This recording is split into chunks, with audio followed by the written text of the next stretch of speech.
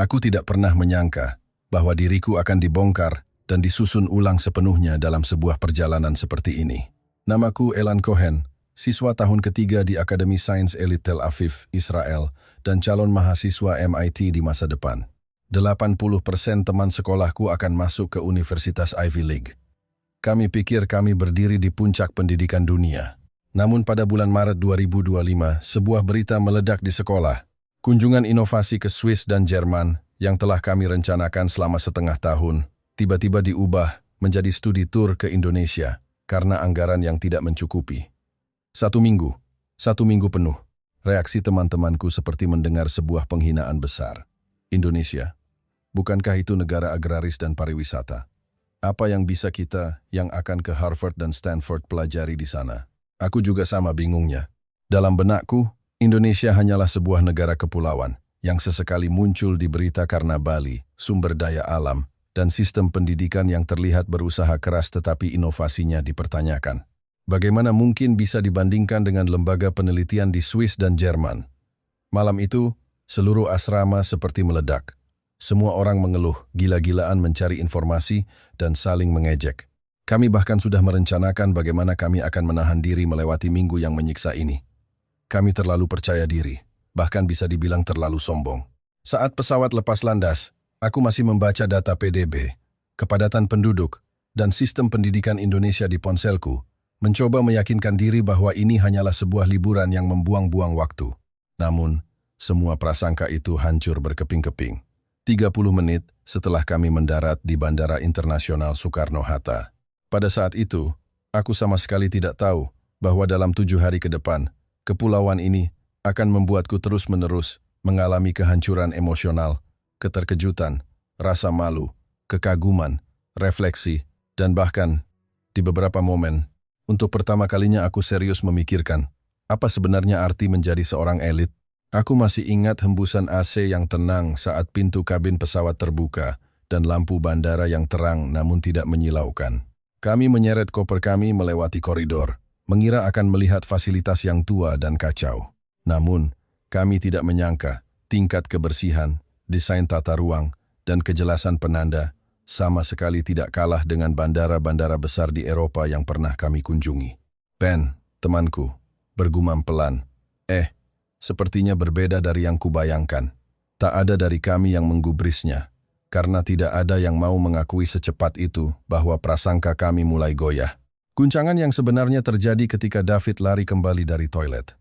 Wajahnya pucat pasi, suaranya bergetar. Dompetku hilang. Di dalamnya ada uang tunai $2.000 AS dan semua kartu identitasku. Kami langsung panik. Ketakutan, ketegangan, kemarahan, semua emosi tumpah dalam beberapa detik. Kami sudah siap jika perjalanan ini dimulai dengan bencana. Tapi tepat saat kami bergegas menuju toilet, seorang ibu yang mengenakan seragam petugas kebersihan berlari terengah-engah ke arah kami, mengangkat dompet kulit biru tua yang familiar. Punya kalian, ya? Isinya masih utuh semua. Tadi saya temukan. Langsung saya kejar. Tangan David membeku di udara, tidak berani mengambilnya, seolah tidak percaya dengan apa yang terjadi di depan matanya. Dia membuka dompetnya. Uang tunai, kartu, identitas, semuanya lengkap, tidak kurang satu pun. Ibu itu bahkan menolak uang terima kasih yang ditawarkan David, hanya berkata dengan lembut, "Tidak usah, lain kali hati-hati saja." Ya, pada saat itu, kami benar-benar terhenyak. Jika sebelumnya kami membawa rasa superioritas, keheningan pada saat itu adalah momen di mana kesombongan kami dicabut dari akarnya. Kami yang dari Israel tahu betul betapa rendahnya kemungkinan hal seperti ini terjadi di negara kami. Seorang petugas kebersihan, tanpa ada kamera pengawas yang mengawasi, tanpa ada paksaan, memilih untuk mengembalikan dompet berisi $2.000 AS secara utuh. Ini bukan tentang peraturan, ini tentang budaya. Di dalam bus menuju Jakarta, pemandangan kota melintas di luar jendela. Jalan tol bersih, kendaraan tertib, dan rambu-rambu jalan menggunakan standar Dwibahasa Inggris dan Indonesia. Pemandu wisata kami dengan santai memperkenalkan, keamanan di Indonesia sangat baik. Perempuan pulang sendirian dini hari pun tidak masalah. Minimarket buka 24 jam, dan transportasi umum beroperasi sampai larut malam. Kami setengah percaya, tetapi sebuah sudut di hati kami sudah mulai goyah. Kami tidak tahu bahwa ini hanyalah awal dari guncangan selama 7 hari.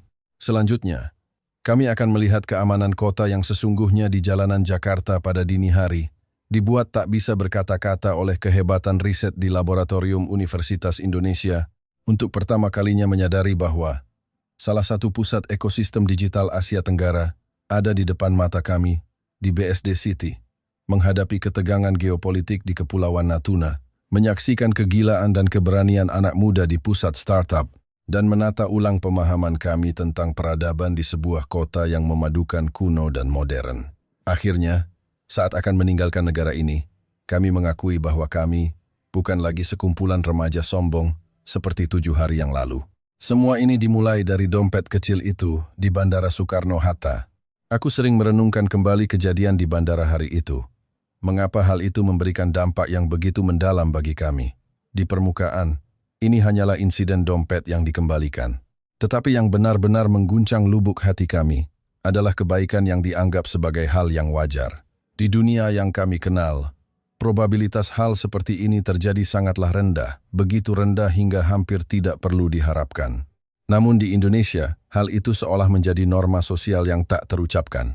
Kesenjangan psikologis inilah yang membuat kami untuk pertama kalinya sadar bahwa pemahaman kami tentang kepulauan ini mungkin bahkan belum menyentuh ambang pintunya. Ketika kami duduk di bus dari bandara menuju Jakarta, lampu-lampu kota melintas di luar jendela. Jalanan tidak terlalu ramai, namun sangat teratur. Pemandu wisata kami tersenyum dan berkata, Indonesia termasuk negara dengan indeks keamanan yang cukup tinggi di dunia. Nanti setelah sampai di Jakarta, kalian akan tahu apa artinya kota yang bersih, hidup, dan sangat aman. Kami saling berpandangan, hati kami masih membawa sedikit keraguan, bahkan sedikit cemoohan. Bagaimanapun, banyak negara yang mengklaim diri mereka aman. Tetapi kenyataannya seringkali jauh berbeda dari slogan. Tetapi Indonesia tidak seperti itu. Saat bus mulai memasuki pusat kota Jakarta, yang kami lihat adalah kebersihan dan keteraturan yang sulit digambarkan. Pejalan kaki menunggu di persimpangan saat lampu merah. Tidak ada yang menyerobot. Sepeda motor berbaris rapi, tidak seperti kekacauan di banyak negara lain. Bahkan, jalanan pada larut malam tetap mempertahankan kebersihan yang luar biasa. David, yang duduk di dekat jendela, bergumam, aneh. Aku kira Indonesia akan lebih mirip dengan beberapa kota di Asia Tenggara, tapi rasanya sama sekali berbeda. Mobil berhenti di hotel sudah mendekati tengah malam. Awalnya semua orang lelah dan tidak ingin bergerak. Tetapi karena guncangan di bandara pada hari pertama, semua orang malah bersemangat. Aku mengusulkan, ayo kita keluar jalan-jalan sebentar. Kudengar di dekat sini ada kawasan bisnis yang hidup 24 jam. Ben ragu-ragu, dini hari begini. Apa tidak berbahaya? Pemandu wisata yang mendengarnya langsung menjawab, tenang saja. Di sini kalian jalan sampai pagi pun tidak akan ada apa-apa. Kami berjalan keluar hotel dengan setengah percaya. Hasilnya, hanya 5 menit kemudian, kami semua berdiri tertegun di persimpangan jalan. Jalanan terang seperti senja, bukan terang yang menyilaukan dari lampu neon, melainkan cahaya yang menenangkan. Kafe-kafe masih buka, orang-orang membeli makan malam di minimarket, dan seorang gadis berjalan sendirian menenteng tas belanja di sudut gang tanpa sedikit pun kewaspadaan atau ketegangan. Kami, beberapa siswa dari Israel, melihat pemandangan ini, dan untuk pertama kalinya merasakan sensasi aneh di hati kami, seolah-olah kami telah tiba di sebuah realitas paralel yang belum pernah kami lihat. Aku tidak bisa menahan diri untuk berjalan ke sebuah kafe di dekat situ. Saat mendorong pintu masuk, aku kembali terguncang untuk kedua kalinya. Pukul 2 dini hari, kafe 3 lantai itu hampir penuh, bukan oleh orang yang minum-minum atau bermain game, melainkan oleh orang yang sedang belajar. Mahasiswa, pekerja kantoran, bahkan anak-anak yang terlihat seperti siswa SMA, semuanya memakai headphone dengan laptop atau buku teks tebal terbuka di bawah lampu baca yang tenang, berjuang dalam keheningan. David melebarkan matanya. Mereka belajar.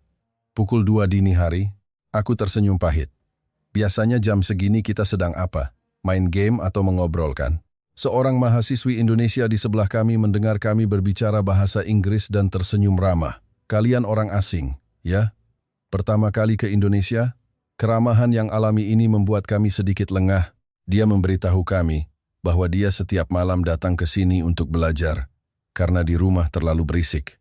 dan dia merasa sangat aman berjalan pulang pada pukul 4 atau 5 pagi. Aku mencoba bertanya, "Kamu sendirian?" Dini hari, dia mengangguk dengan ekspresi wajar. "Di sini aman, kok. Jalan pulang ke rumahku juga terang benderang. Tidak akan ada yang mengikuti." Pada saat itu, kami tidak tahu harus menjawab apa, karena perasaan aman seperti itu terlalu mewah bagi kami. Di kota kami, bahkan laki-laki pun harus tetap waspada saat berjalan di malam hari. Untuk meyakinkan diri, kami memutuskan untuk berjalan mengelilingi blok. Pintu minimarket di sudut jalan selalu terbuka. Petugas kebersihan sesekali terlihat menyapu jalanan. Para pekerja muda yang pulang larut malam, bahkan kami melihat beberapa gadis berjalan sambil mengobrol membawa minuman. Semua orang tampak tenang. Tidak ada yang melihat ke sana kemari dengan cemas seperti kami. David berbisik, "Apakah ini peradaban? Atau negara kita yang terlalu tegang?" Di persimpangan ketiga, kami bertemu dengan petugas polisi yang sedang berpatroli, sepasang pria dan wanita. Mereka terlihat muda dan cekatan, tatapan mereka waspada tetapi tidak agresif. Yang lebih mengejutkan adalah seorang gadis yang memakai headphone, berjalan melewati mereka tanpa sengaja menghindar atau mempercepat langkahnya. Ben berbisik, "Di Israel, perempuan melihat polisi pun akan tegang. Tidak setenang di sini." Kami terus menjelajahi jalanan hingga pukul 3 pagi. Jalanan tidak menjadi sepi, melainkan seperti kota lain yang terus beroperasi. Di minimarket ada yang memasak mie instan. Mahasiswa makan burger sambil mengerjakan tugas. Dan sopir taksi malam membeli minuman energi untuk menjaga stamina. Semua ini terlihat familiar, namun sama sekali bukan lingkungan yang biasa kami alami. Saat berjalan kembali ke hotel, sebuah pikiran tiba-tiba muncul di benakku. Mengapa Indonesia bisa mencapai keamanan sepanjang hari seperti ini? Kembali di kamar, aku mulai mencari data kriminalitas di Indonesia. Kemudian, aku terguncang untuk ketiga kalinya. Data menunjukkan bahwa Indonesia adalah salah satu negara dengan tingkat kejahatan terendah di dunia. Persentase wanita yang berjalan sendirian di malam hari jauh lebih tinggi daripada sebagian besar negara Asia, bahkan beberapa negara Eropa. Tingkat kejahatan kekerasan juga hanya sebagian kecil dari rata-rata global. Survei menunjukkan bahwa mayoritas responden menyatakan tidak merasa takut saat keluar malam. Angka-angka ini bukan propaganda, melainkan statistik internasional. Aku menatap data ini, semakin lama semakin hening. Ternyata kebaikan ibu petugas kebersihan di bandara bukanlah kebetulan, melainkan bagian dari kehidupan sehari-hari masyarakat ini. Ternyata ketenangan jalanan pada dini hari bukanlah keberuntungan, melainkan hasil dari pembangunan jangka panjang kota ini. Malam itu, aku berbaring di tempat tidur hotel. Lama tidak bisa tidur. Aku menyadari bahwa apa yang kami anggap wajar, di Indonesia mungkin sama sekali berbeda. Dan apa yang kami pikir negara lain tidak bisa lakukan, di sini semua orang melakukannya. Dan ini baru hari pertama. Hari pertama dan kesombongan kami sudah mulai retak. Keesokan paginya, baru saja kami menginjakkan kaki di kampus Universitas Indonesia. Kami menyadari bahwa guncangan kemarin hanyalah hidangan pembuka. Awalnya, kami, sekelompok siswa Israel, datang dengan penuh percaya diri. Kami merasa berasal dari akademi sains paling elit di negara kami, membawa masa depan Harvard dan MIT. Datang ke Indonesia paling-paling hanya untuk membuka wawasan mahasiswa lokal. Tetapi ketika kami benar-benar masuk ke dalam gedung Fakultas Teknik yang terang itu, yang menyambut kami bukanlah tatapan kagum, melainkan sikap tenang, percaya diri. Bahkan aura ramah namun profesional. Aura itu seolah memberitahu kami. Mereka tidak menganggap kami sebagai tamu agung yang tak terjangkau, melainkan sebagai mitra dialog yang setara. Yang memandu kami adalah seorang mahasiswa UI yang terlihat baru berusia awal 20-an.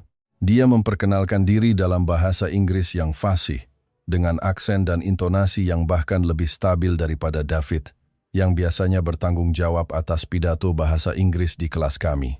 Dia memandu kami melewati koridor yang luas dan berkata dengan santai, "Sebentar lagi saya akan mengajak kalian melihat model bahasa besar, LLM, yang sedang kami latih. Saat ini fokus utamanya adalah optimalisasi untuk bahasa Indonesia dan berbagai bahasa daerah, tetapi kami juga sedang mengembangkannya untuk multibahasa." Kami saling berpandangan, terkejut. Mahasiswa S1 mengerjakan LLM, dan dia membicarakannya dengan begitu alami, seolah-olah itu adalah tugas sehari-hari. Saat memasuki laboratorium, kami hampir semua terdiam.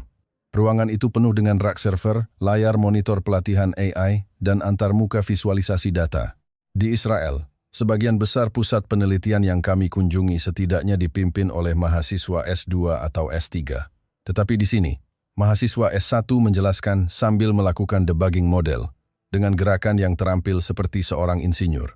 Ben tidak bisa menahan diri untuk bertanya, apakah ada profesor yang mendampingi di sini? Mahasiswa itu tersenyum dan berkata, Profesor lebih banyak bertanggung jawab pada arah penelitian, kami yang bertanggung jawab pada eksekusinya. Pada saat itu, kami merasakan sengatan. Ternyata bukan mereka yang tidak cukup baik, tetapi kami yang sama sekali tidak mengerti seberapa kuat mereka sebenarnya. Aku memperhatikan salah satu model sedang memproses data berita dari Israel. Aku mendekat dan menemukan mereka sedang melatih model untuk mengenali berbagai dialek. Aku bertanya, kalian mengerti bahasa Ibrani? Dia menggelengkan kepala. Tidak, tapi kami mengumpulkan semua data dari negara kalian. Saat itu, aku merasakan perasaan aneh, seolah sedang diteliti. Kami yang selama ini menganggap diri sebagai negara kuat, tidak pernah terpikir bahwa mahasiswa Indonesia akan begitu mengenal kami. Sementara kami hampir tidak tahu apa-apa tentang Indonesia. David paling terkejut di laboratorium kedokteran. Dia awalnya berpikir, dengan penelitiannya yang pernah dipublikasikan di jurnal ternama, dia bisa dengan mudah mengungguli teman sebayanya. Namun, ketika mahasiswa Fakultas Kedokteran UI menunjukkan penelitian sel punca mereka, simulasi klinis, dan bahkan proyek kolaborasi lintas laboratorium, ekspresinya berubah dari percaya diri menjadi serius, dari serius menjadi gelisah. Yang lebih menyakitkan baginya adalah, seorang mahasiswa UI ternyata pernah membaca makalahnya dan bisa mengajukan pertanyaan akurat tentang detail teknis dalam penelitiannya. David tertegun selama beberapa detik sebelum menjawab dengan terbata-bata. Kamu benar-benar memahaminya. Mahasiswa itu mengangguk santai. Tim kami tahun lalu juga melakukan eksperimen serupa, hanya arah aplikasinya yang berbeda. Aku melihat tangan David yang memegang map bergetar sedikit. Itu bukan karena takut, tetapi untuk pertama kalinya, dia menyadari bahwa di dunia ini, bukan hanya kelompok kami yang mengaku jenius, yang sedang mengejar masa depan. Banyak tempat yang belum pernah kami lihat juga sedang bekerja keras dalam diam, dan kemampuan mereka jauh melampaui imajinasi kami. Saat makan siang di pusat kegiatan mahasiswa, kami bertemu lebih banyak mahasiswa UI. Ketika mereka tahu kami dari Israel, mereka langsung membuka diskusi. Bukan topik dangkal seperti pariwisata atau kuliner, melainkan geopolitik, kerjasama ekonomi, dan etika teknologi. Mahasiswa ilmu politik menganalisis faktor-faktor pendorong dan penghambat dalam dinamika ASEAN. Mahasiswa hubungan internasional mampu menggambarkan dengan jelas perhitungan negara-negara besar dalam konflik regional. Mahasiswa ekonomi bahkan mengeluarkan data untuk membandingkan struktur industri Israel dan Indonesia. Semua ini dilakukan dalam bahasa Inggris, lancar, alami, logis, tidak rendah diri, dan juga tidak kagum berlebihan. Itu adalah wawasan internasional yang sesungguhnya. Setelah makan siang, seorang mahasiswa fisika bertanya padaku, "Kamu berencana mengambil S3 di mana?" Aku menjawab, "MIT." Dia mengangguk. Aku juga, tapi aku akan mengambil S2 dulu di Indonesia. Sumber daya di sini sebenarnya tidak kalah. Saat itu aku tertegun. Kami di Israel selalu berpikir bahwa mahasiswa Indonesia pasti ingin pergi ke luar negeri. Tetapi dia tidak melarikan diri. Dia memilih. Dia percaya bahwa Indonesia memiliki sumber daya penelitian yang cukup, dan dunia membutuhkan solusi yang datang dari Indonesia. Kalimat itu menghantam dadaku dengan keras. Namun, yang paling membuat kami terdiam adalah sesi diskusi bahasa Inggris terakhir. Beberapa mahasiswa UI mengelilingi kami, membahas perdamaian regional, tata kelola teknologi, keamanan energi, dan etika kecerdasan buatan. Mereka tidak melunakkan sikap hanya karena kami dari Israel. Sebaliknya, mereka mengajukan pertanyaan-pertanyaan tajam sebagai sesama rekan. Setelah diskusi berakhir, kami beberapa siswa Israel berdiri di tempat, tiba-tiba menyadari bahwa kami yang awalnya mengira diri sebagai pusat masa depan dunia, saat ini justru seperti baru pertama kali melihat peradaban dengan kemungkinan yang lain. Di bus kembali ke hotel, semua orang diam 1000 bahasa. Aku memandang gerbang kampus UI yang perlahan menjauh dari jendela, dan perasaan aneh muncul di hatiku. Rasanya seperti topeng kami telah dilepaskan. dan kami dipaksa menghadapi diri kami yang sebenarnya. Dulu, kami dengan bangga berkata kami berasal dari Startup Nation. Tetapi mahasiswa Indonesia menunjukkan kepada kami jenis inovasi yang lain. Mereka tidak menggembar-gemborkannya, tetapi mereka menggunakan kerja keras dan ketekunan untuk membangun fondasi yang tak terlihat. Kami menganggap diri jenius, tetapi mereka bekerja 10 kali lebih keras dari kami dan 100 kali lebih rendah hati. Sore itu, ketika kami kembali ke hotel, tidak ada lagi yang menyebut bahwa Indonesia tidak sebanding dengan Israel. Karena kami sudah tahu, jika kalimat itu diucapkan, itu hanya akan terdengar konyol. Keesokan harinya setelah mengunjungi UI, kami naik bus menuju BSD City.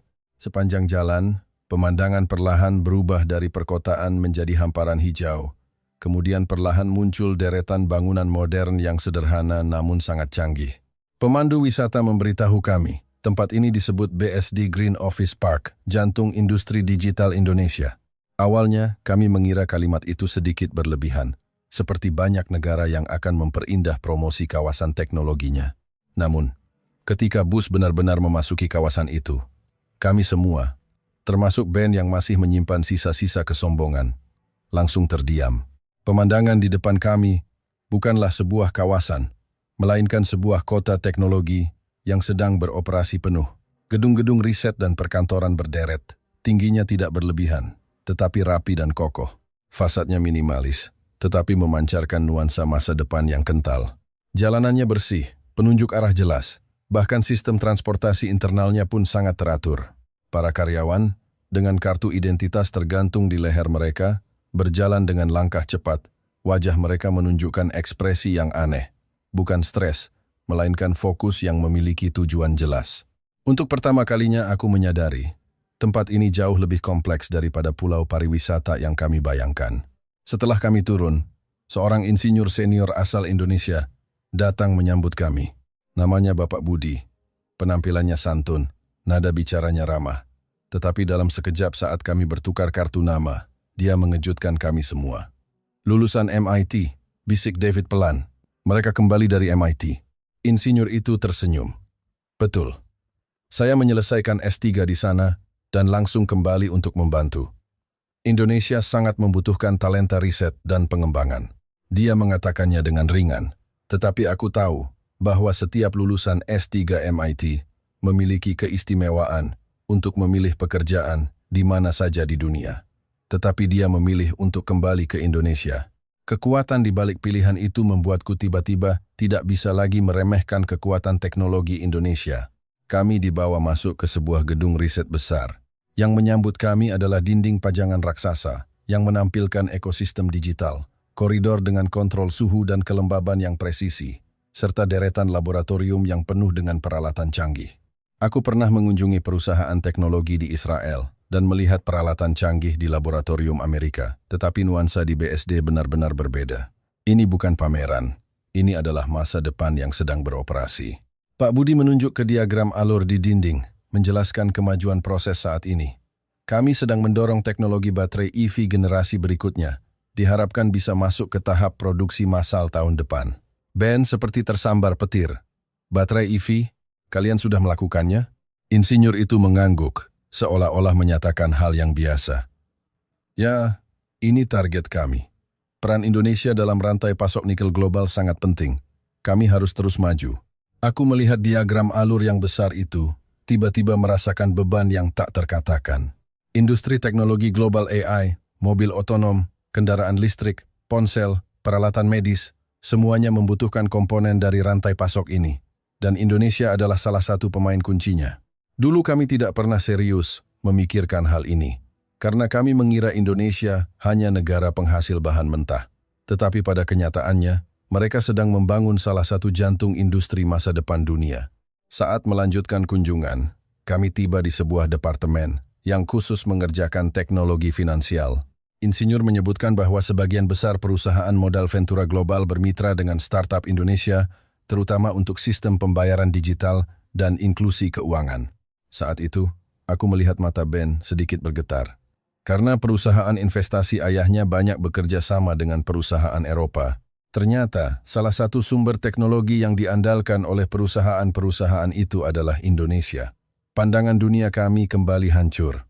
Selanjutnya, kami memasuki Departemen Bioteknologi. Reaksi David adalah yang paling kuat. Mereka menunjukkan sebuah chip kecil. Ini adalah chip deteksi mikrocairan darah, kata insinyur. Satu tetes darah bisa mendeteksi penanda kanker stadium awal, dengan target akurasi di atas 99%. David melebarkan matanya. Bukankah ini masih dalam tahap penelitian di tempat kami? Insinyur itu mengangguk. Israel juga sedang mengerjakannya. Kami juga. Semua orang sedang berusaha. Indonesia memang kecil, tetapi arah kami harus sejalan dengan dunia. Kalimat yang terdengar lembut itu seperti pisau yang mengiris kepercayaan diri kami hingga hancur berkeping-keping. Kami selalu mengira Indonesia hanya akan mengikuti dunia, tetapi pada kenyataannya, mereka sedang berlari sejajar dengan dunia. Saat makan siang, kami makan bersama beberapa peneliti, kebanyakan masih muda, di bawah 30 tahun. Topik pembicaraan mereka bukan gaji atau promosi, melainkan apakah teknologi ini bisa mengubah pasar, apakah aplikasi ini akan membuat Indonesia diperhitungkan, dan apakah proyek ini dapat mendorong ekosistem teknologi 10 tahun ke depan. Mata mereka bersinar, dengan api yang jarang kulihat pada insinyur di Israel. Bukan api persaingan, melainkan api keyakinan bahwa mereka bisa menciptakan masa depan. Saat makan, aku bertanya pada salah satunya, kenapa kalian tidak pergi ke Amerika? Dengan kemampuan kalian, gaji di Silicon Valley pasti jauh lebih tinggi. Insinyur itu tersenyum ringan. Banyak yang pergi, dan beberapa juga kembali. Indonesia memberi kami panggung untuk mengerjakan hal-hal paling canggih di dunia. Dan jujur saja, kepuasan dari mencapai sesuatu di sini sulit ditemukan di tempat lain. Pada saat itu, aku tiba-tiba mengerti. Indonesia tidak kekurangan talenta, tetapi talenta itu bersedia untuk kembali. Ini lebih mengejutkan daripada angka apapun. Di akhir kunjungan, kami dibawa ke sebuah lobi yang memamerkan teknologi masa depan. Layar transparan, gambar holografik, konsep mobil masa depan, sistem AI semuanya beroperasi nyata di depan kami. Bukan hanya dalam bentuk presentasi PowerPoint. Ben bergumam, hal-hal yang kita kira baru akan kita lihat 10 tahun lagi, Indonesia sudah mengerjakannya. Pemandu wisata, kami tersenyum dan menambahkan, industri teknologi Indonesia selalu rendah hati. Mereka bekerja dengan baik, tetapi tidak banyak bicara. Nada bicaranya tidak mengandung kebanggaan, hanya fakta. Di bus kembali ke Jakarta, semua orang terdiam. Aku memandang keluar jendela ke gedung-gedung kawasan teknologi yang melesat ke belakang. Hatiku terasa seperti tertekan oleh sesuatu yang berat. Kami mengira negara kami adalah pusat inovasi, tetapi Indonesia menunjukkan kepada kami kekuatan yang lain. Tanpa promosi, tanpa gembar-gembor. Tetapi dalam beberapa dekade, mereka telah membangun posisi yang kokoh dan tak tergoyahkan secara global. Tiba-tiba aku teringat data yang kucari semalam. Indonesia memiliki ribuan startup, setidaknya ada belasan perusahaan calon unicorn, dan pada saat yang sama, menjadi inti yang tak tergantikan dalam rantai pasok teknologi dunia. Angka-angka ini bukan cerita, ini kenyataan. Pada saat itu, untuk pertama kalinya aku merasa dari lubuk hatiku bahwa kami bukan datang untuk berkunjung. Kami datang untuk dididik. Mobil melaju di jalan tol dari Tangerang ke Jakarta. Aku menutup mata. Bayangan tatapan para insinyur itu terus muncul di benakku. Itu bukan tatapan lelah, bukan tatapan putus asa, dan bukan juga tatapan sombong. Itu adalah tatapan tenang seseorang yang tahu apa yang sedang dia kerjakan dan tahu apa yang akan terjadi di masa depan. Untuk pertama kalinya aku berpikir, apakah kami orang Israel benar-benar lebih unggul dari mereka? Atau kami hanya lebih pandai berbicara, lebih lantang bersuara, sementara mereka dengan rendah hati dan diam-diam. Ketika mobil kembali ke hotel, tidak ada lagi yang berkata bahwa Indonesia hanya negara pariwisata. Sebaliknya, untuk pertama kalinya, di mata semua orang, muncul rasa hormat. Keesokan harinya setelah meninggalkan BSD, pemandu wisata kami memberitahu, hari ini kita akan membawa kalian ke salah satu SMA unggulan di Indonesia. Saat itu, hampir semua dari kami menunjukkan ekspresi akhirnya, sesuatu yang biasa saja. Bagaimanapun, UI dan BSD City sudah menampar kami selama 2 hari berturut-turut. Sehebat apapun, siswa SMA tidak mungkin sekuat itu, kan? Mobil melaju menuju sekolah. Dari kejauhan, sudah terlihat kompleks bangunan sekolah yang cerah. Dari luar, tidak mewah, tidak mencolok, tetapi memberikan kesan solid. Kami turun dari mobil pada pukul 07.35 pagi. Aku mengira gerbang sekolah masih sepi. Ternyata, saat kami masuk, gerbang sekolah sudah ramai, seolah-olah akan ada acara besar. Para siswa berkelompok, ada yang membawa tas punggung berat, ada yang memegang buku kosakata di tangan. Beberapa anak bahkan berjalan sambil menonton video pelajaran di tablet mereka. Kami saling berpandangan. Untuk pertama kalinya berpikir, siswa SMA di Indonesia sudah on sepagi ini. Tetapi guncangan yang sebenarnya masih akan datang. Saat berjalan masuk ke gedung sekolah, aku mendengar 3 anak laki-laki berbicara di koridor. Aksennya tidak terdengar seperti bahasa Indonesia. David menajamkan telinganya. Itu bahasa Arab. Aku tertegun. Untuk apa mereka belajar bahasa Arab di Indonesia? Pemandu wisata tersenyum. Sekolah ini sangat menekankan kemampuan multibahasa. Siswa suka bahasa apa, mereka akan belajar bahasa itu. Kami terdiam kaget. Di Israel, bisa 3 bahasa sudah dianggap jenius bahasa. Tetapi anak-anak ini menjadikan multibahasa sebagai hobi. Yang lebih gila lagi, seorang guru memberitahu kami, banyak dari mereka bisa 5-7 bahasa. Nanti kalian akan tahu sendiri. Aku pikir dia bercanda. Ternyata dia sama sekali tidak berlebihan.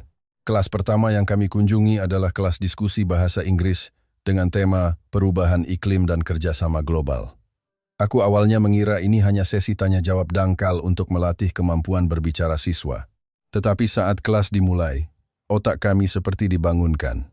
Seluruh kelas berlangsung dalam bahasa Inggris yang alami dan lancar. Para siswa tidak menghafal kalimat, melainkan berdebat dengan argumen yang kuat, logis, dan didukung data yang cukup. Bahkan, mengutip laporan PBB. Yang paling mengejutkan adalah ketika seorang siswa mengangkat tangan. Dia pertama-tama menjelaskan premisnya dalam bahasa Inggris, kemudian tiba-tiba beralih ke bahasa Indonesia untuk menjelaskan sebuah data, lalu menjawab pertanyaan dari kelompoknya dalam bahasa Jepang, dan akhirnya menyimpulkan kembali dalam bahasa Inggris. David melebarkan matanya. Mereka baru saja beralih di antara 3 bahasa dengan bebas. Guru tersenyum. Ini adalah model diskusi multibahasa di sekolah kami. Melatih bahasa dan logika untuk tumbuh bersama. Kami terkejut hingga tak bisa berkata-kata. Saat istirahat, seorang gadis dengan tinggi sedang dan senyum cerah menghampiri kami. Dia memperkenalkan diri dalam bahasa Inggris yang fasih. Nama saya Wati, kelas 11. Selamat datang di Indonesia. Ben bertanya, kamu belajar berapa bahasa? Dia tersenyum malu-malu. Tidak banyak kok. Saya bisa bahasa Indonesia, Inggris, Jepang, Korea, Arab, Ibrani, dan sedikit bahasa Spanyol. Rahang David hampir jatuh ke lantai. Kamu tadi bilang bahasa Ibrani? Dia langsung beralih ke aksen yang kami kenal. Shalom. Mashlomcha. Aku hampir membeku, bahkan lupa cara menjawab. Salam sehari-hari di negara kami. Terdengar dari seorang gadis 17 tahun di koridor SMA Indonesia, diucapkan dengan begitu standar. Akhirnya aku berhasil bertanya, kenapa kamu belajar bahasa Ibrani? Matanya berbinar. Karena saya ingin memahami isu Timur Tengah dari sumber pertama, tidak hanya dari terjemahan. Menurut saya, bahasa adalah kunci untuk memahami dunia. Pada saat itu, untuk pertama kalinya aku merasakan rasa malu yang sesungguhnya. Kami, para jenius Israel ini, minat kami terhadap bahasa asing seringkali hanya sebatas kebutuhan akademis. Tetapi anak-anak di depan kami ini belajar untuk memahami dunia. Levelnya sama sekali berbeda. Kami kemudian mengamati kelas matematika. Papan tulis penuh dengan rumus, persamaan diferensial, bukti matematis, konsep limit, semua materi tingkat universitas tahun pertama, atau bahkan kedua. Seorang siswa dengan percaya diri maju ke depan, menulis dengan cepat dan akurat. Kecepatan penyelesaian soalnya membuat Ben bergumam. Ini kan materi yang baru kami pelajari di tahun pertama kuliah. Guru dengan santai menambahkan, di sekolah kami, kelas 11 sudah diajarkan ini. Tidak ada yang istimewa. Tetapi bagi kami, ini sudah sangat istimewa. Saat makan siang di kantin sekolah, kami mengira suasananya akan lebih santai, ternyata kami mengalami guncangan budaya lain. Para siswa makan sambil membaca buku. Bahkan saat mengantre pun mereka memegang kartu kosakata. David mengerutkan kening. Apakah mereka tidak terlalu menderita seperti ini? Pemandu wisata berkata, siswa di Indonesia sangat keras pada diri mereka sendiri. Bukan untuk ujian masuk universitas, tetapi agar bisa berkontribusi di masa depan. Kami terdiam. karena kalimat itu menusuk ke bagian terdalam hati kami. Kegiatan ekstrakurikuler sore hari membuat kami menyadari perbedaan yang sesungguhnya. Di klub model PBB, sekelompok siswa sedang berlatih debat. Mereka mengutip data internasional, merujuk pada peristiwa diplomatik, bahkan meniru gaya bicara perwakilan negara-negara. Klub sains melakukan eksperimen tingkat universitas, dengan peralatan profesional dan sikap yang serius, bukan untuk kompetisi, melainkan untuk mencari jawaban. Ketika kami diajak mengunjungi perpustakaan, kami melihat satu lantai penuh siswa belajar mandiri, tanpa pengawasan guru, tanpa kebisingan. Setiap orang seolah bertanggung jawab atas masa depan mereka sendiri. Wati berkata pada kami di pintu, kami setiap malam juga belajar sampai tengah malam.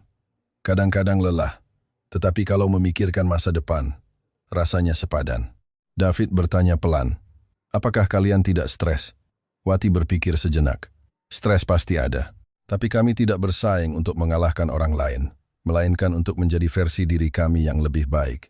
Saat kami bersiap meninggalkan sekolah, seorang siswa laki-laki berlari menghampiri David.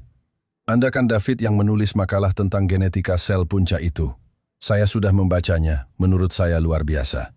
Bolehkah saya bertanya beberapa hal? David seperti membeku.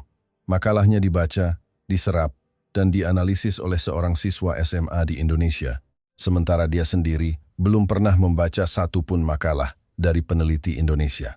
Kami berdiri di gerbang sekolah, memandangi para pemuda yang haus akan pengetahuan ini, dan untuk pertama kalinya benar-benar memahami apa itu kekuatan pendidikan. Ben berkata, di usia 17 tahun, mereka sudah berdiri di atas bahu kita yang berusia 18 tahun. David tidak berkata apa-apa, hanya mengangguk pelan. Aku bisa merasakan hatinya juga telah terguncang habis-habisan. Saat bus perlahan meninggalkan sekolah, aku memandangi para siswa yang sedang berdiskusi serius di luar jendela. Perasaan tidak nyata muncul di hatiku. Kami berasal dari Israel, para elit yang sering menjuarai kompetisi sains dunia, tetapi kami dibuat tak berdaya oleh satu kelas SMA di Indonesia. Pada saat itu, aku benar-benar mengerti. Pesaing sejati tidak akan muncul di tempat yang bisa engkau lihat. Mereka seringkali berada di sudut yang tidak kau perhatikan, bekerja keras dalam diam. Bekerja keras sampai suatu hari ketika kau akhirnya menyadari keberadaan mereka, jarak di antara kalian sudah terlalu jauh untuk dikejar. Ketika kami kembali ke hotel, tidak ada yang berbicara sepatah kata pun. Kami semua mengerti. Kami tidak sedang memimpin dunia. Kami hanya ditempatkan di depan sebagai bentuk hiburan oleh dunia. Dan Indonesia adalah negara yang diam-diam menyusul, namun tidak pernah pamer. Setelah mengalami UI, BSD City, dan SMA di Indonesia, kami pikir guncangan yang kami terima sudah cukup banyak. Sisa-sisa kebanggaan di hati kami sudah hampir terkikis habis. Ternyata, saat pemandu wisata mengumumkan jadwal keesokan paginya, satu kalimatnya membuat kami tertegun selama beberapa detik. Hari ini, kita akan membawa kalian ke Kepulauan Natuna. Natuna. Sebuah kepulauan yang dipisahkan oleh Laut Cina Selatan. Lokasi geografisnya bahkan lebih tegang daripada perbatasan Israel. Ben mengerutkan kening. Bukankah tempat itu sangat dekat dengan sengketa maritim? Apakah aman? Pemandu wisata tersenyum. Sangat aman. Kalian akan tahu saat tiba di sana. Kami saling berpandangan. Di Israel, kami tumbuh dengan pemahaman tentang ancaman, konflik perbatasan, dan konfrontasi bersenjata. Tempat seperti Natuna, jika ditempatkan dalam kerangka berpikir kami, seharusnya menjadi zona merah yang paling tegang, sensitif, dan berbahaya. Namun, ketika pesawat mendarat di Bandara Ranai, yang menyambut kami adalah ketenangan. Tidak seperti zona perang, tidak seperti garis depan, dan tidak seperti pulau yang berada di bawah tekanan negara besar. Sebaliknya, ini seperti kota yang damai dan tentram. Sinar matahari menyinari atap-atap rumah, jalanan bersih, pepohonan hijau berbaris, dan udara membawa aroma laut dan rumput segar. Jika bukan karena pemandu wisata mengingatkan, kami tidak akan sadar bahwa tempat ini adalah salah satu garda terdepan kedaulatan Indonesia. Saat kami keluar dari bandara, aku tidak bisa menahan diri untuk bertanya, apakah di sini benar-benar dekat dengan bahaya? Pemandu wisata menunjuk ke garis cakrawala yang samar di kejauhan. Lihat ke sana. Saat cuaca cerah, kalian bahkan bisa melihat kapal-kapal asing dari kejauhan. David menarik napas. Sedekat itu, pemandu wisata mengangguk. Benar. Karena itulah, Orang Natuna paling mengerti nilai perdamaian. Kami pertama kali dibawa ke sebuah tugu. Tugu itu tidak tinggi, tetapi menjadi simbol semangat bagi orang Natuna. Di sepanjang jalan, kami melihat banyak turis, veteran, dan pelajar. Suasananya santai, tidak ada ketegangan sama sekali. Di puncak, ada monumen besar dengan tulisan NKRI harga mati. Pemandu wisata berkata, itu adalah jejak yang ditinggalkan oleh sejarah. Aku berdiri di sana, memandang ke seluruh pulau. Angin laut bertiup.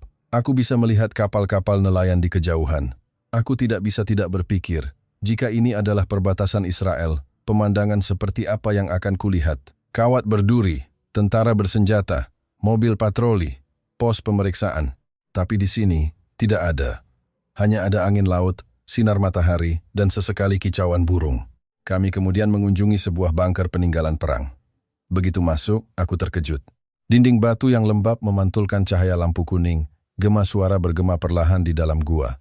Aku membayangkan situasi saat tembakan meriam bergemuruh, dan orang-orang bersembunyi di dalam gua, punggungku terasa merinding. David berbisik, apakah di sini benar-benar pernah terjadi pertempuran? Pemandu wisata mengangguk. Pernah, sudah lama sekali. Tapi sekarang tempat ini menjadi objek wisata. Orang-orang yang kalian lihat kebanyakan datang untuk berfoto dan belajar sejarah. Ben menatap ke kedalaman gua, tiba-tiba berkata, jika negara kita mengalami situasi seperti ini, aku tidak yakin anak-anak kita bisa hidup setenang orang Natuna. Pemandu wisata yang mendengarnya menoleh. Orang Natuna bisa tenang karena mereka tahu perdamaian tidak datang dengan mudah. Saat meninggalkan bunker, aku tiba-tiba menyadari, pulau ini tidak pernah mundur karena ancaman. Sebaliknya, karena ancaman, mereka semakin teguh untuk menjalani hidup dengan lebih baik. Selanjutnya, kami tiba di tempat yang paling tak terlupakan. Sebuah museum kecil tentang sejarah maritim. Itu adalah museum yang mencatat sejarah perjuangan. Begitu masuk, kami melihat foto-foto besar di dinding. Kapal-kapal patroli, nelayan yang tangguh, dan para prajurit yang tersenyum. Gambaran itu membuat dadaku sesak, karena kami sangat akrab dengan emosi semacam ini. Di Israel, yang ditanamkan sejak kecil adalah perang dan pengorbanan. Aku mengira selanjutnya akan ada serangkaian kesedihan, dendam, dan kebencian. Tapi tidak. Di bagian akhir pameran, yang muncul bukanlah tuduhan terhadap musuh, melainkan sebuah kalimat sederhana namun berat. Perang tidak boleh terulang lagi. Aku tertegun. Di Israel, museum kami pada akhirnya selalu menyebutkan tentang pertahanan, kekuatan, dan tidak akan pernah lupa. Tetapi museum di Indonesia ini, dengan cara yang hampir lembut, berkata, kami tidak ingin mengalaminya lagi.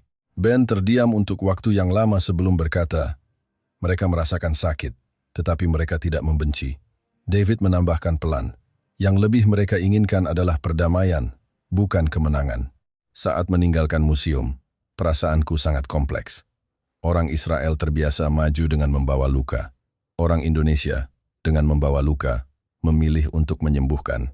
Keduanya tidak ada yang salah, tetapi jalan yang dipilih Indonesia, aku belum pernah serius memikirkannya. Saat makan siang, kami makan di sebuah warung di kota tua. Jalanan yang tenang, pemilik warung yang ramah, orang tua duduk di depan pintu berjemur, dan anak-anak bermain sepeda di gang. Kami makan mie sagu dan hidangan laut, setiap suapan seolah memberitahu kami, inilah rasa dari kehidupan yang biasa. David tiba-tiba berkata, mereka hidup bukan untuk perang, tetapi untuk kehidupan. Kalimat itu beresonansi di hatiku. Sore harinya, kami mengunjungi Tugu Perdamaian, sebuah tugu besar dengan lambang Pancasila di atasnya. Di sekelilingnya terukir pesan-pesan perdamaian. Aku melihat salah satunya terukir dalam bahasa Ibrani. Pada saat itu, hidungku tiba-tiba terasa pedih. Perdamaian. Bagi kami orang Israel, ini adalah harapan yang tidak pernah bisa sepenuhnya terwujud. Tetapi harapan itu terukir dengan tenang di sebuah tugu di Natuna, berdiri tegar di hadapan angin. Ketika pemandu wisata mengajak kami untuk merenung bersama di tugu itu, keheningan yang khidmat menyebar, seolah melintasi waktu dan lautan, lembut namun teguh. Pada saat itu, untuk pertama kalinya aku menyadari, Indonesia bukannya tidak memiliki bahaya, tetapi mereka memilih untuk hidup dengan cara damai. Sementara kami di Israel, memilih untuk mempersenjatai diri di tengah bahaya. Keduanya sama-sama kuat, tetapi kekuatan yang lembut dari Indonesia ini membuatku hormat dari lubuk hati. Menjelang senja, kami berdiri di pantai Natuna, memandang ke arah Laut Cina Selatan. Permukaan laut berkilauan, dan lampu-lampu kapal nelayan perlahan menyala di kejauhan, seperti dua dunia yang berdampingan namun saling asing. Ben tiba-tiba berkata, "Kalian sadar? Tidak. Kita mengira kita hidup di tempat yang lebih berbahaya dari Indonesia, tetapi sebenarnya mereka hidup lebih berani dari kita." David mengangguk. Mereka tidak pernah berteriak bahwa mereka kuat, tetapi mereka diam-diam mengubah luka menjadi kekuatan. Aku berdiri di tengah angin laut, lama tak bisa berkata-kata. Natuna tidak memiliki teknologi fiksi ilmiah. Tidak ada perguruan tinggi ternama, tidak ada bangunan megah. Tetapi guncangan yang diberikannya padaku lebih dalam dari teknologi apapun. Tempat ini mengajarkanku apa harga dari perdamaian, apa artinya tetap lembut di hadapan bahaya, dan bahwa kekuatan memiliki banyak bentuk, dan Indonesia memilih yang paling sulit. Langit mulai gelap saat kami naik pesawat kecil kembali ke pulau utama. Dari jendela pesawat, Natuna perlahan menjadi setitik cahaya yang lembut. Saat itu, sebuah kalimat yang tak pernah terpikirkan muncul di benakku. Indonesia bukan lemah.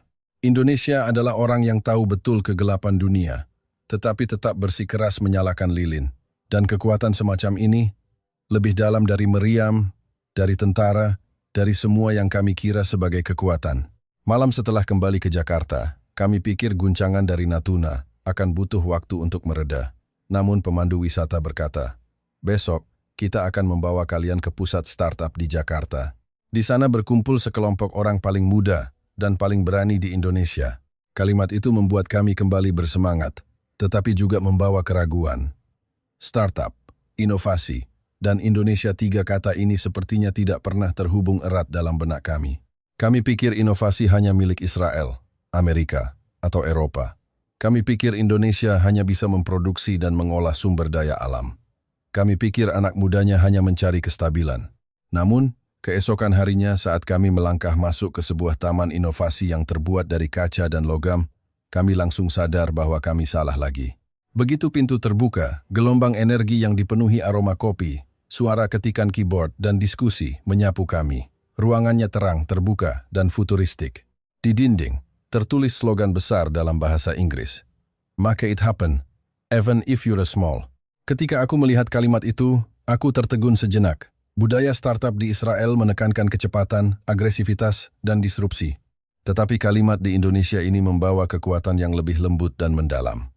Bahkan jika kamu negara kecil, beranilah bermimpi besar. Yang menyambut kami adalah manajer muda dari sebuah akselerator startup di Indonesia, baru berusia 29 tahun, tetapi sikapnya sangat matang.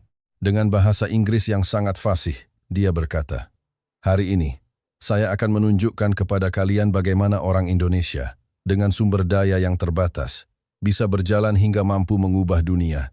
Kalimat sumber daya terbatas itu menarik perhatian kami, karena itu sangat mirip dengan kondisi Israel. Tetapi cara yang dipilih Indonesia sama sekali berbeda. Tim startup pertama yang kami temui adalah kelompok 3 orang yang membuat simulasi medis berbasis AI. Ketika mereka memamerkan produk mereka, kami semua maju mendekat. Hanya dengan headset VR dan model AI, mereka bisa mensimulasikan skenario operasi bedah yang lengkap, bahkan bisa menyesuaikan tingkat kesulitan berdasarkan gerakan tangan dan ritme napas operator. David bertanya dengan takjub, "Apakah ada dokter di tim kalian?" Seorang gadis berambut pendek tersenyum. "Tidak ada. Kami hanya insinyur, tapi kami bekerja sama dengan Rumah Sakit Cipto Mangunkusumo. Mereka memberikan pengetahuannya. Kami yang mengubahnya menjadi teknologi." Aku melihat ekspresi David berubah dari kagum menjadi terkejut. Di Israel, tim teknologi medis kami biasanya dipimpin oleh dokter, dengan insinyur sebagai pendukung.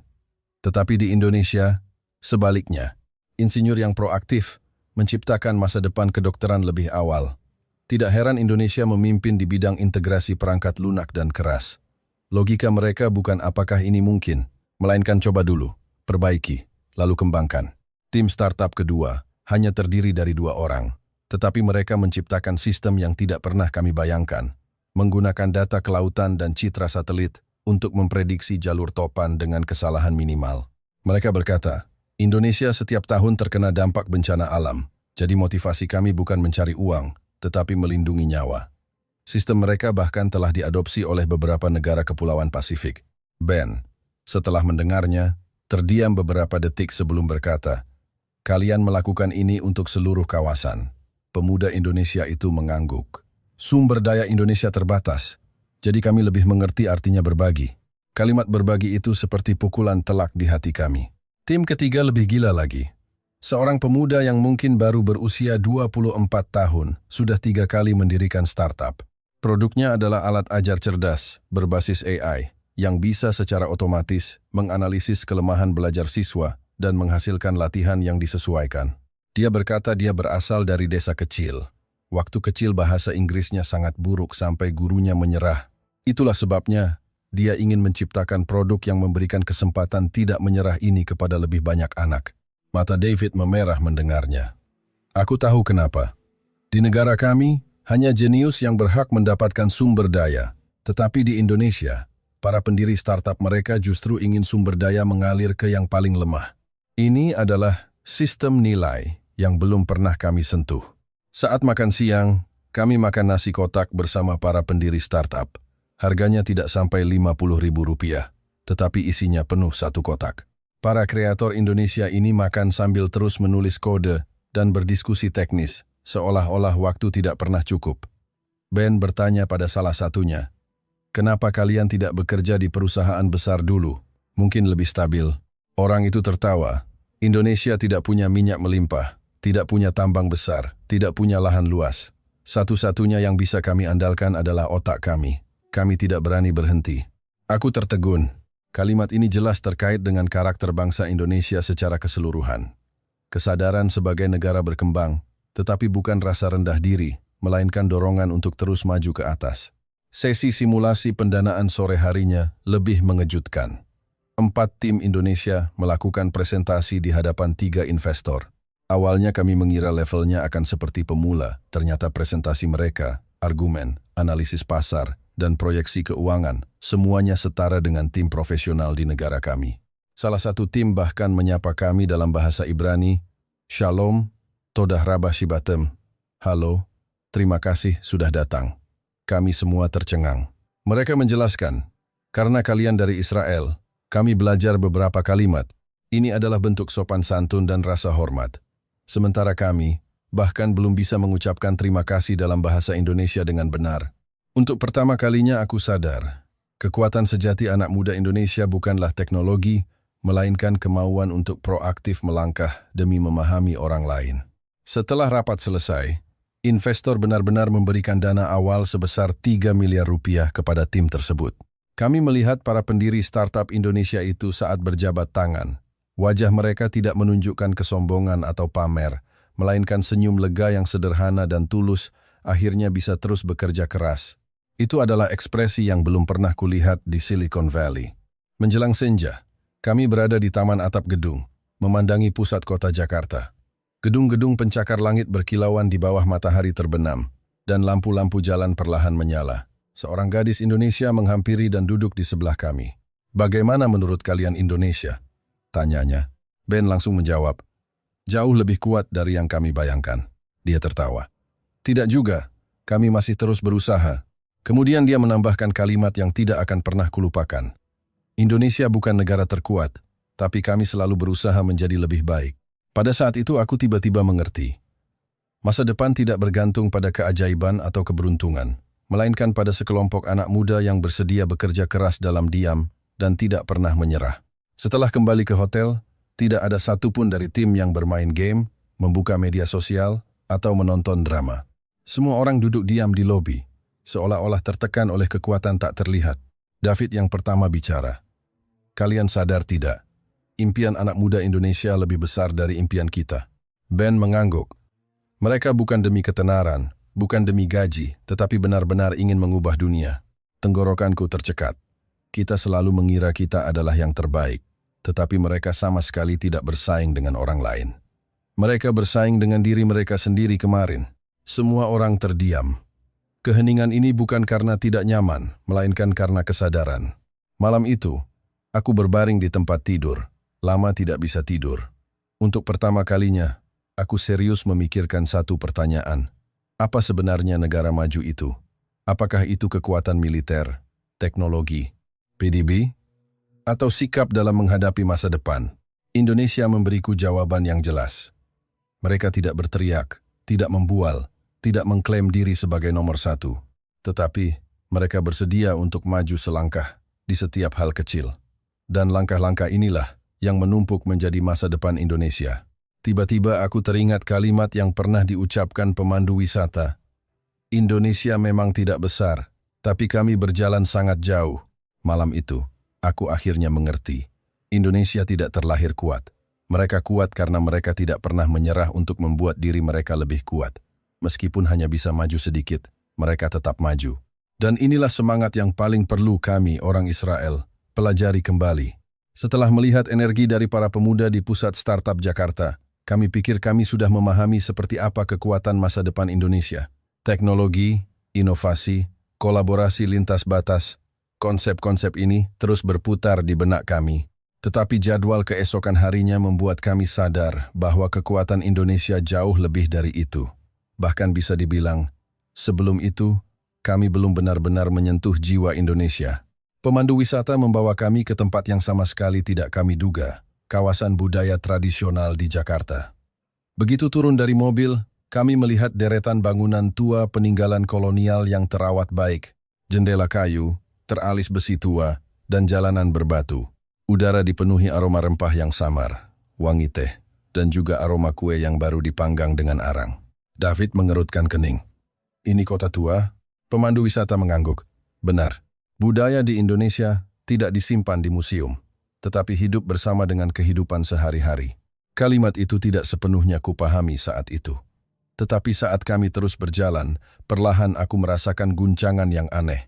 Sangat berbeda dari teknologi, akademisi, dan startup yang kami lihat beberapa hari sebelumnya, tetapi kekuatannya sama besarnya. Di sudut jalan, ada sebuah kelenteng tua berusia ratusan tahun. Di depannya, ada bapak-bapak tua duduk di bangku kecil sambil minum teh. Seorang ibu menjual kue mochi, mahasiswa melukis di kanvas, dan seorang ibu muda mendorong kereta bayi. Sekelompok orang dari generasi yang berbeda berada di satu ruang, tetapi tidak ada konflik, tidak ada gesekan. Ini adalah pemandangan yang hampir tidak pernah kulihat di Israel. Di negara kami, tradisi dan modernitas seringkali terpecah, saling bertentangan, bahkan saling merendahkan. Tetapi di Indonesia, keduanya seolah bergandengan tangan, hidup bersama. Kami dibawa masuk ke sebuah bengkel kerja batik. Udara di dalamnya bercampur dengan aroma malam lilin dan pewarna alami yang menenangkan. Seorang pengrajin muda berkacamata, terlihat baru berusia 30 puntoan, sedang menggambar pola.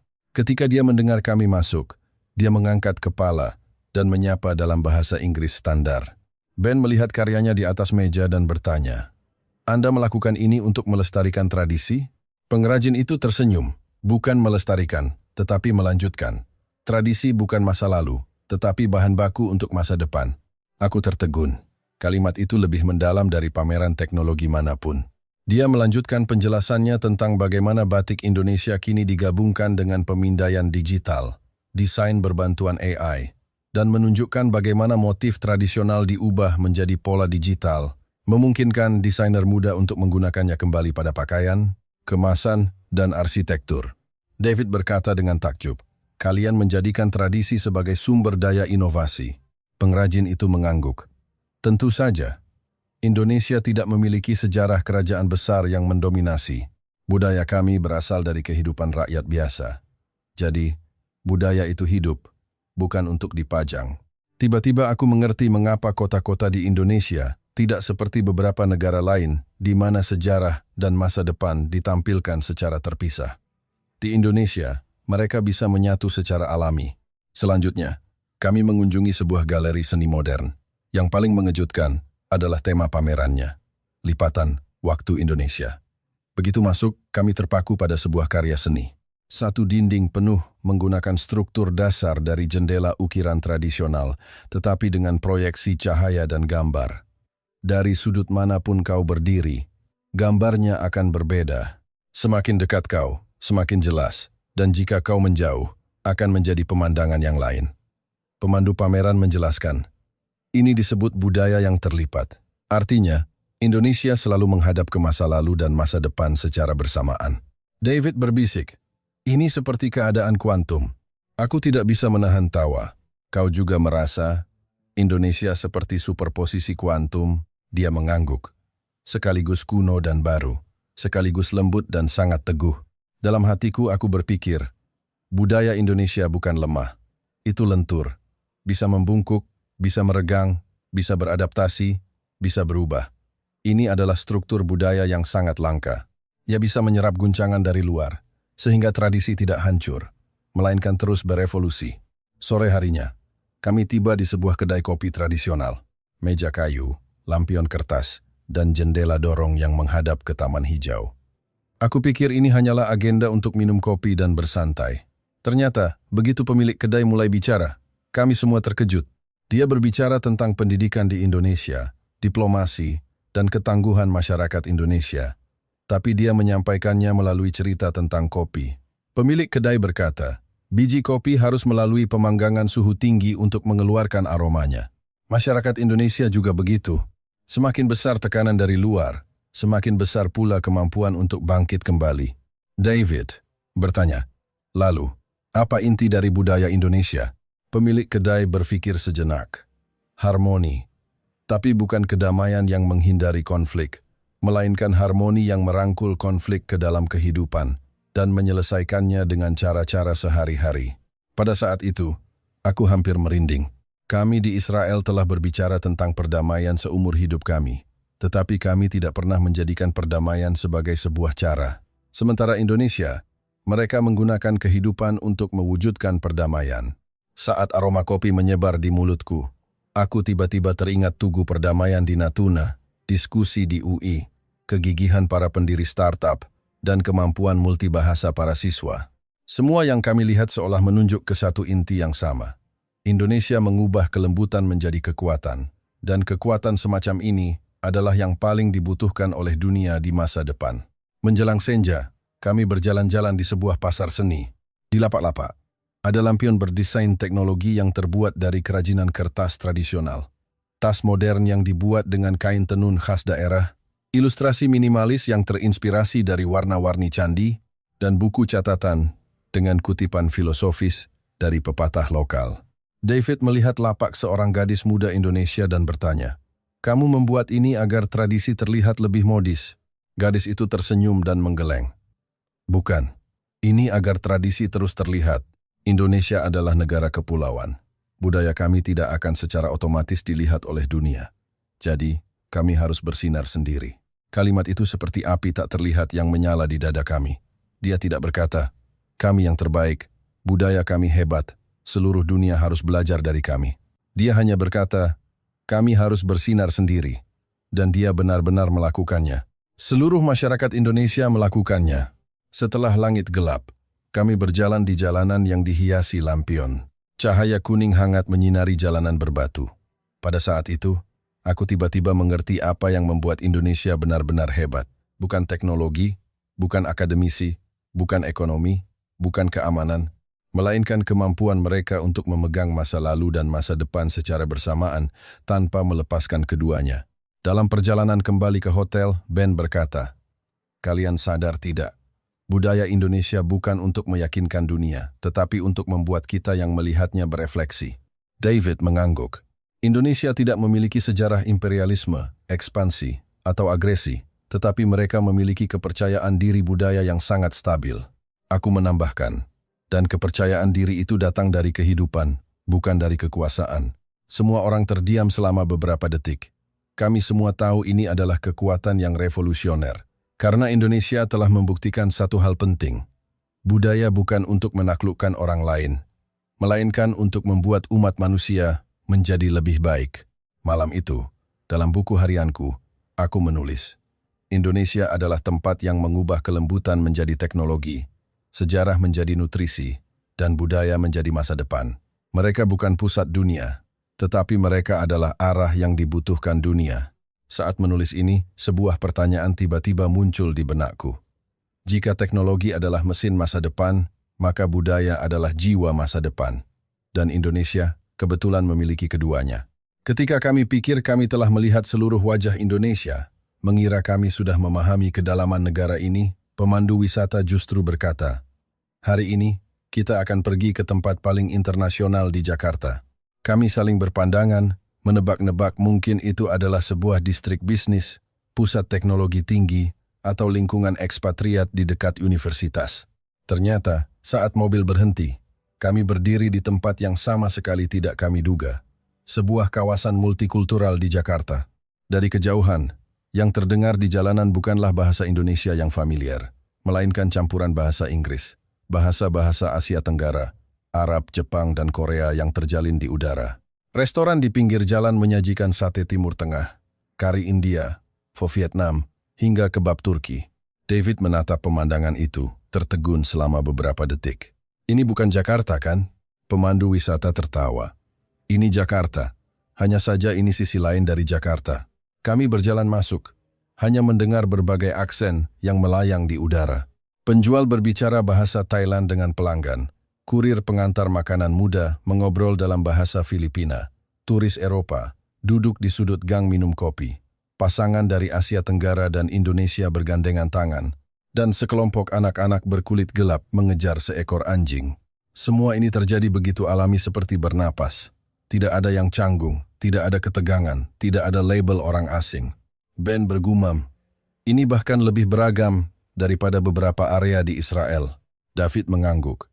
Dan mereka tidak saling mentolerir. Mereka hidup bersama. Ketika kami sampai di sebuah toko bumbu kecil, seorang ibu yang terlihat berasal dari India dengan ramah bertanya dalam bahasa Indonesia, "Mau coba bubuk kari ini?" Bahasa Indonesianya beraksen, tetapi hangat dan alami. Aku tidak bisa menahan diri untuk bertanya, "Sudah berapa lama Anda di Indonesia?" Dia tersenyum cerah seperti matahari.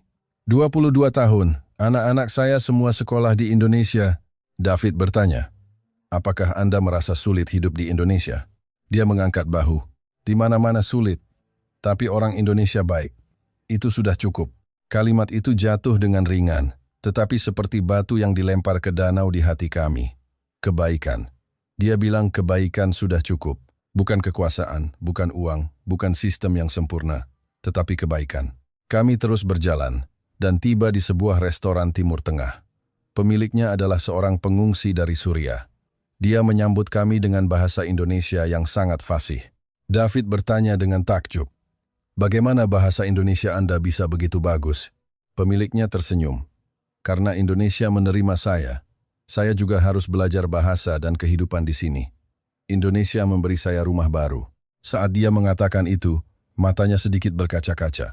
Aku memperhatikan di dinding restorannya tergantung beberapa foto. Rumahnya sebelum perang, jalanan yang hancur karena bom, barisan pengungsi, dan hari pertama dia tiba di Indonesia. Foto terakhir adalah dia berdiri di jalanan Indonesia, memegang KTP yang baru saja jadi. Ben berbisik, "Israel juga menerima banyak pengungsi, tapi sepertinya kita tidak punya pemandangan seperti ini." Kami berjalan ke jalan lain, di mana toko-toko di sana semuanya dikelola oleh pekerja migran. Kami melihat sekelompok gadis Vietnam duduk di taman, bernyanyi sambil makan gorengan. Di sebelahnya, seorang nenek Indonesia memperhatikan mereka dengan senyum ramah.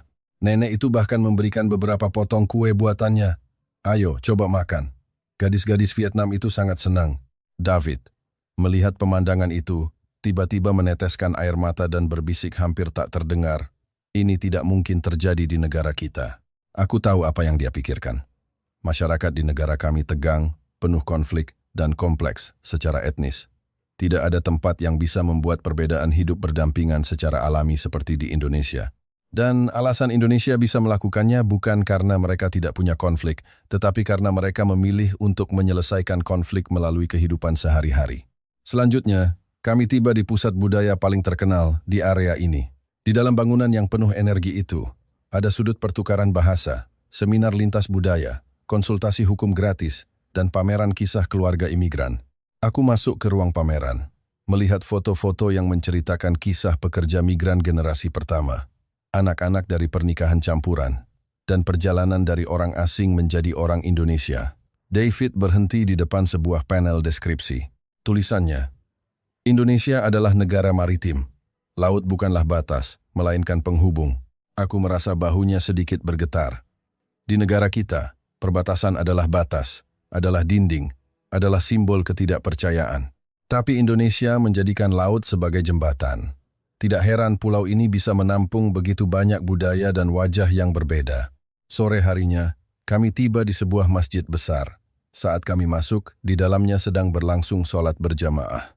Tetapi yang paling mengejutkanku bukanlah salatnya, melainkan di sekelilingnya ada siswa-siswi SMA Indonesia yang membantu menunjukkan arah, membagikan air, dan menjaga ketertiban.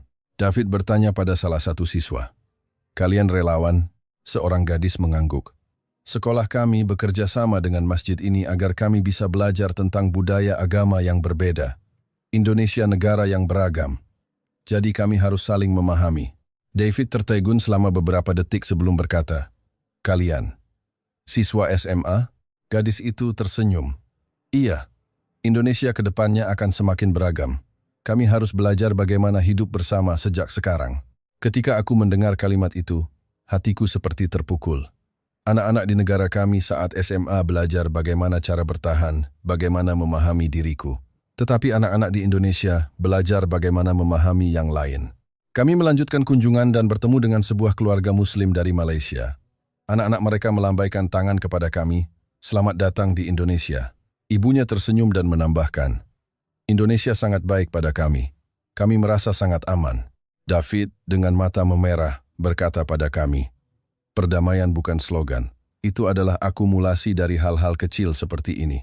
Saat makan malam, pemandu wisata membawa kami ke sebuah restoran yang memadukan unsur Asia Tenggara dan Indonesia. Pemiliknya adalah keturunan campuran. Dia mengucapkan satu kalimat yang tidak akan pernah kulupakan. Indonesia tidak menganggap budaya asing sebagai ancaman, melainkan sebagai hadiah. Di dinding restoran tertulis sebuah pepatah, "Membantu orang lain akan memudahkan diri sendiri." Aku berdiri lama di bawah tulisan itu. Tiba-tiba aku mengerti, keragaman di Indonesia bukanlah kebetulan, melainkan sebuah insting budaya, sebuah karakter bangsa yang menjadikan toleransi sebagai pengaturan dasar. Malam semakin larut saat kami berjalan di jalanan yang diterangi lampu hangat. Di sekitar kami terdengar berbagai bahasa, pedagang kaki lima, anak-anak berlarian, anak muda mengobrol, orang asing berfoto, dan orang Indonesia membalas dengan senyum. Tidak ada konflik, tidak ada permusuhan, tidak ada pertentangan. David berbisik, "Aku kira tempat multikultural terkuat adalah New York, London, atau Berlin. Tapi sekarang aku merasa Indonesia tidak kalah." Ben menambahkan, "Bahkan lebih lembut, lebih aman, dan lebih alami." Dan aku, dalam hati, diam-diam menambahkan kalimat terakhir, "bahkan lebih memiliki masa depan." Ketika kami kembali ke hotel, tidak ada yang bicara. Bukan karena lelah, tetapi karena hati kami terlalu penuh. Aku akhirnya mengerti apa kekuatan sejati Indonesia. Bukan teknologi, bukan ekonomi, bukan pendidikan, bukan keamanan, bukan budaya. Melainkan karena Indonesia telah memasukkan dunia ke dalam kepulauannya, namun tetap mempertahankan jati dirinya. Dan ini adalah hal yang paling sulit dilakukan oleh sebuah negara.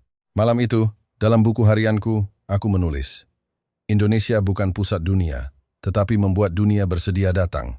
Indonesia bukan negara besar, tetapi bisa membuat orang-orang yang berbeda menemukan rumah di sini. Indonesia bukan yang terkuat, tetapi adalah wujud peradaban masa depan yang paling mungkin." Setelah menulis kalimat itu, dadaku terasa sedikit lebih ringan, tetapi juga lebih berat.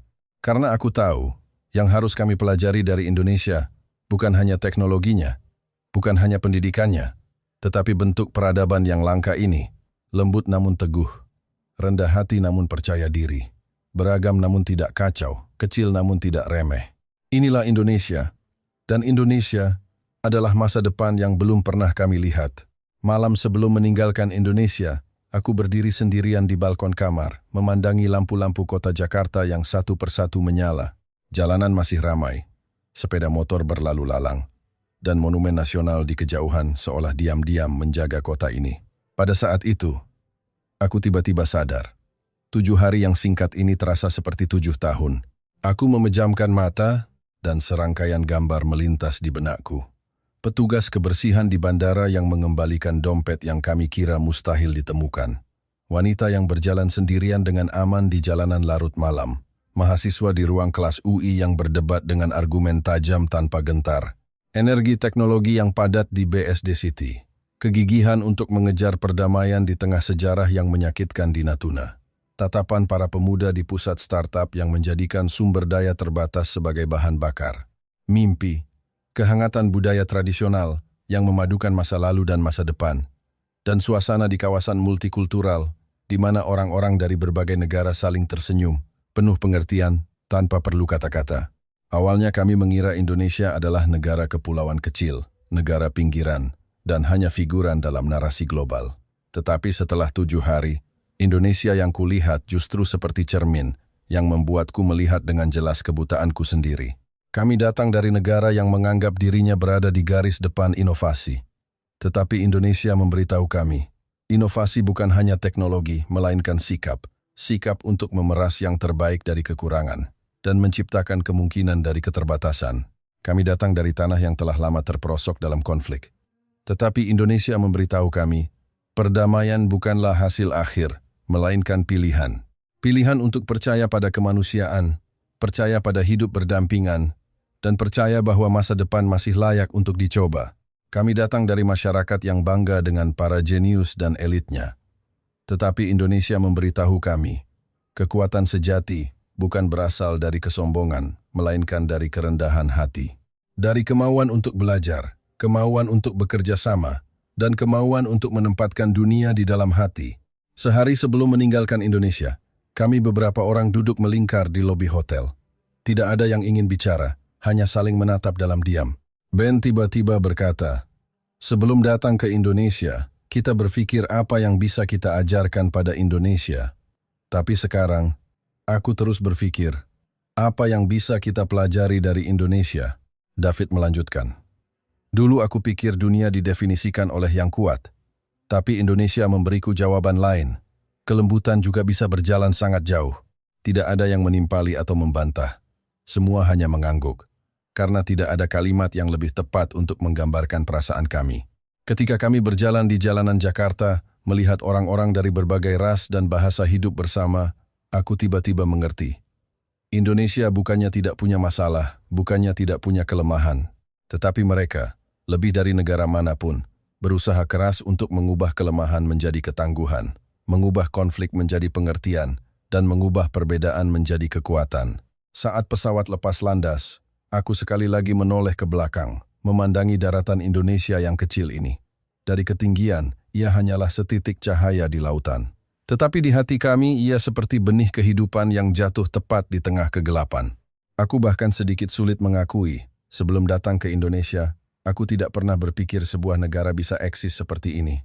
Kecil namun utuh, terlihat lemah namun tangguh, hangat namun memiliki kekuatan yang jelas. Indonesia tidak memberitahumu aku kuat. Indonesia hanya diam-diam mengubah kekuatan menjadi detail-detail kehidupan, membiarkanmu merasakannya sendiri. Dan guncangan yang sesungguhnya adalah kekuatan tanpa suara ini. Setelah kembali ke Israel, kehidupan kami tentu akan berlanjut. Mendaftar ke universitas, mempersiapkan kompetisi, menulis proposal penelitian, berlari mengejar masa depan. Tetapi hati kami telah diam-diam berubah. Kami tidak bisa lagi, seperti dulu, mengira kami berdiri di pusat dunia. Karena kami tahu, dunia lebih besar dari yang kami kira, dan masa depan lebih kompleks, lebih membutuhkan kelembutan, dan lebih membutuhkan kebijaksanaan. Yang lebih penting, kami tahu kami harus menjadi versi diri kami yang lebih baik, bukan karena persaingan, tetapi karena dunia membutuhkan kami yang seperti itu. Indonesia tidak memberikan kami kesimpulan apapun. Tetapi Indonesia, dalam 7 hari, telah menjadi cermin, kunci, dan sebuah lentera kecil. Ia membuat kami melihat bahwa dunia bisa hidup dengan cara seperti ini, dan umat manusia juga bisa maju dengan cara seperti ini. Saat pesawat menembus awan, aku berbisik pelan, terima kasih Indonesia, bukan karena engkau sempurna, tetapi karena engkau nyata. Bukan karena kau terkuat, tetapi karena kau paling sadar. Bukan karena kau mengubah kami, tetapi karena engkau membuat kami bersedia berubah. Masa depan masih jauh, tetapi kami sudah melangkah. Dan langkah pertama itu diberikan oleh Indonesia.